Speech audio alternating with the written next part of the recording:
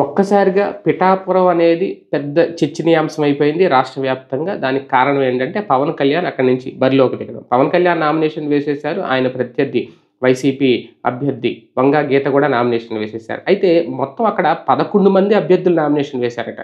ఇది చాలా కీలకమైన అంశం. ఇంకొక అంశం ఏంటి అంటే ఈ 11 మంది అభ్యర్థుల్లో వంగా గీతతో పాటు వంగా గీత భర్త విశ్వనాథ్ కూడా ఆయన కూడా నామినేషన్ వేశారట. ఇక్కడ ఇదే కీలకం. మొత్తం వంగా గీత విశ్వనాథ్ వైఎస్ఆర్సీపీ నుంచి నామినేషన్ వేస్తే కాంగ్రెస్ నుంచి సత్యానందరావు, జనసేన నుంచి పవన్ కళ్యాణ్, అలాగే వైఎస్ఆర్సీపీ నుంచి మళ్ళీ వంగా కాశీ విశ్వనాథ్ ఈయన కూడా నామినేషన్ వేశారు. అలాగే జై భీమ్రావ్ భారత్ పార్టీ నుంచి జె మల్లికార్జున, అలాగే భారత చైతన్య యువజన పార్టీ నుంచి Tamannaah Simhadri, pyramid party of India Madduri Veerababu, అలాగే మొగలి లక్షణ మూర్తి ఈయన ఇండిపెండెంట్గా పోటీ చేశారు. అలాగే బొలిశెట్టి గౌరీమణి ఈమె కూడా ఇండిపెండెంట్గా నామినేషన్ వేశారు.